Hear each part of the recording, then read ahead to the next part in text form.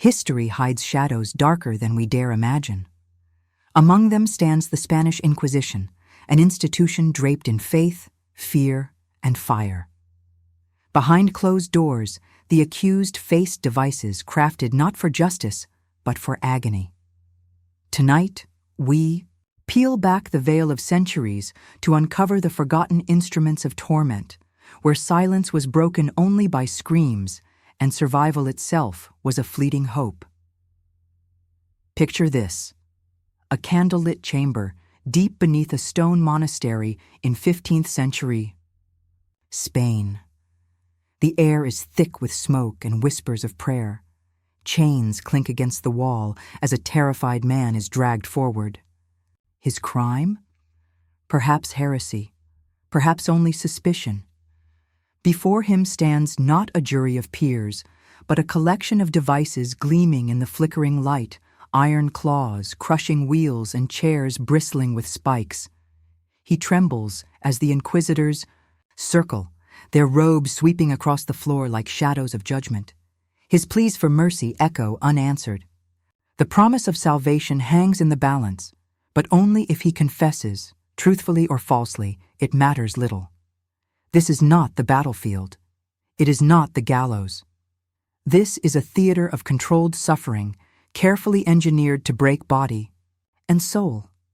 And while these instruments of torment were once very real, today they survive only in fragments, in museum pieces, and in chilling accounts that remind us of what humanity is capable of.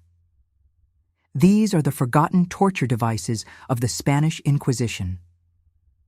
The Spanish Inquisition began in 1478, authorized by Pope Sixtus IV at the request of Ferdinand of Aragon and Isabella of Castile. Officially, its purpose was to maintain the purity of Catholic faith within a kingdom newly unified. In reality, it became a weapon of control, suspicion, and terror. At its height, the Inquisition reached deep into society. Neighbors accused neighbors. Conversos, Jews and Muslims who had converted to Christianity, were constantly watched for signs of backsliding. Even whispers of unorthodoxy could summon the knock at the door. But the trials were not ordinary trials. Evidence was scarce, accusations vague, and fear was the currency of the day. The Inquisition relied on confessions, and confessions could be extracted by any means necessary. Torture was not merely permitted, it was systematized, sanctified as a tool to force the soul into submission. Devices were created with precision, each designed to manipulate the human body's most fragile points, joints, muscles, skin, even the senses. These instruments were not random acts of cruelty. They were calculated performances meant to terrify the accused and everyone who heard their screams. Why does this matter today? Because history teaches us the fragility of justice when fear overrides reason. The Spanish Inquisition is remembered, not only for its brutality, but for the machinery of oppression it normalized. When institutions sanctify cruelty, humanity itself is put on trial. As we step into this story, imagine yourself not as a distant observer, but as someone in that chamber. Imagine the sound of iron grinding, wood splintering, and prayers turning into cries. That is where our journey begins. The Inquisition's chambers were rarely grand. Unlike the dramatic castles of Hollywood films, torture often took place in modest rooms beneath monasteries or civic buildings. Torches lined the stone walls, smoke staining the ceiling. At the center stood the instruments of torment, awaiting their next victim. A chronicler in the 16th century described the silence that preceded each session. The stillness was heavier than sound. One could hear the creak of leather straps and the drip of water long before the cries began. To the inquisitors, this was not cruelty, but duty. Torture was seen as a path to confession, and confession was seen as the soul's only salvation. But for the accused, merchants, widows, peasants, sometimes even priests, the room was nothing short of hell. Let us walk through the devices, one by one. The strappado, Perhaps the most common method, the prisoner's hands were tied behind their back, a rope looped around the wrists, and then the victim was hoisted into the air by pulleys. With each lift, the shoulders threatened to dislocate. Sometimes weights were tied to the feet, intensifying the tearing of joints. Imagine the scene. A man dangles in the air, his face purple with strain. He screams as the rope jerks, his shoulders cracking audibly. An inquisitor leans in, calmly asking, "Do you deny the charge of heresy?" The rack few devices are as infamous. The accused was stretched upon a wooden frame. Rollers at each end tightened ropes tied to the wrists and ankles. Slowly, deliberately, the rollers were turned, pulling limbs farther apart. Eyewitnesses claimed victims shrieked not from sudden pain, but from the gradual tearing of sinew and cartilage. Bones did not always snap, but the joints were ruined beyond repair. The iron chair. It appeared simple, a heavy chair covered with sharp spikes. Victims were forced to sit, their bodies pressed against the points. Movement was agony, stillness, unbearable. Sometimes the chair was heated from below, turning torture into a slow roasting. The heretic's fork. A deceptively small device, a metal rod with two prongs, one pressing beneath the chin, the other into the chest. Strapped in place, it prevented the victim from lowering their head. Every attempt to nod or collapse in exhaustion drove the prongs deeper into flesh. The pear of anguish, perhaps the most grotesque. A pear-shaped metal tool inserted into the mouth, or, in darker cases, other orifices. A screw expanded the leaves outward, tearing tissue. It was less often used than others, but its existence alone spread terror. Water torture.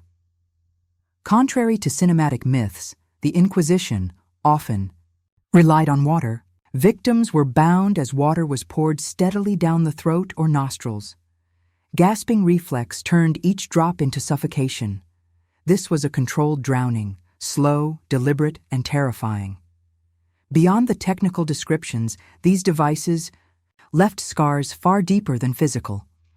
A merchant accused of secretly practicing Judaism wrote in a hidden note, "My bones are no longer mine.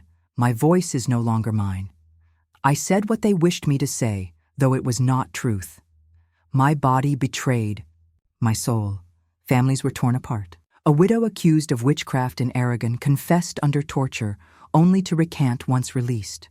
Her words, "I confessed not from truth, but from torment. But who will believe me now?" The Inquisition understood this dynamic. Torture was not about evidence. It was about submission.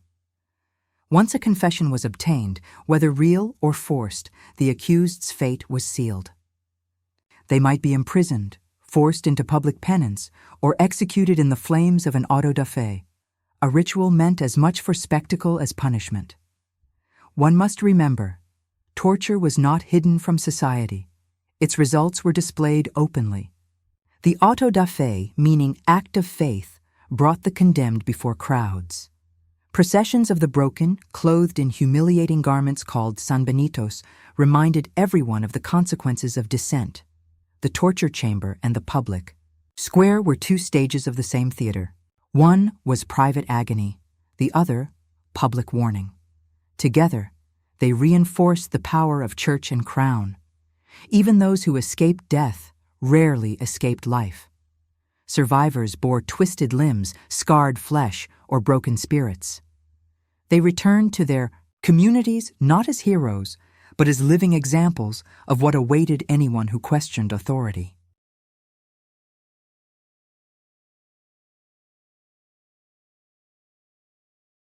By the 18th century, the Spanish Inquisition's influence waned.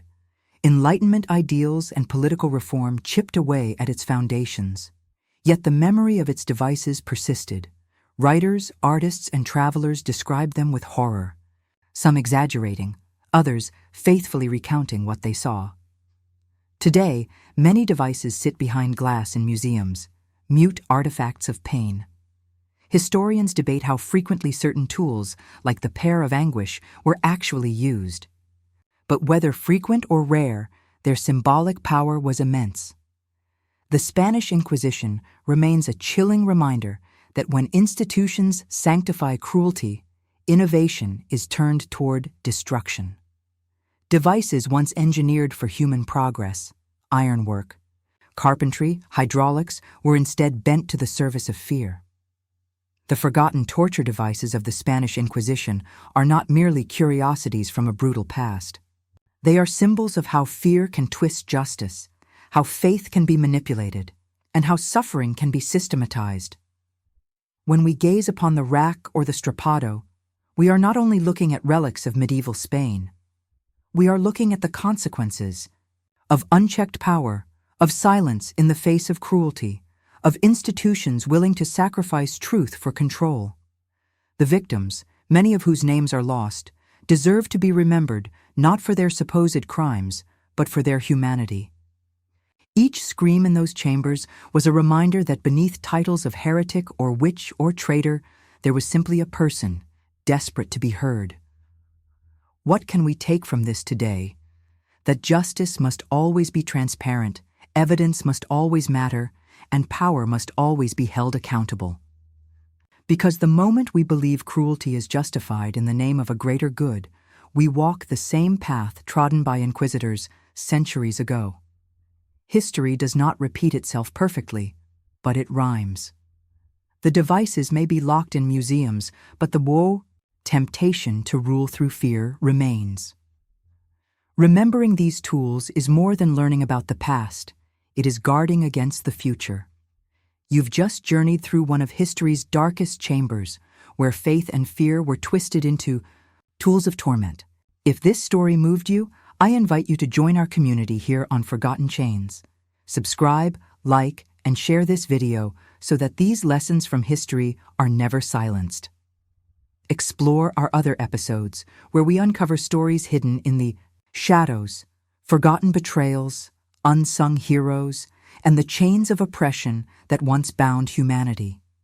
And as you leave today, remember, history is not just about the past. It is the mirror in which we see ourselves. So stay curious, stay questioning, and never stop seeking the truth.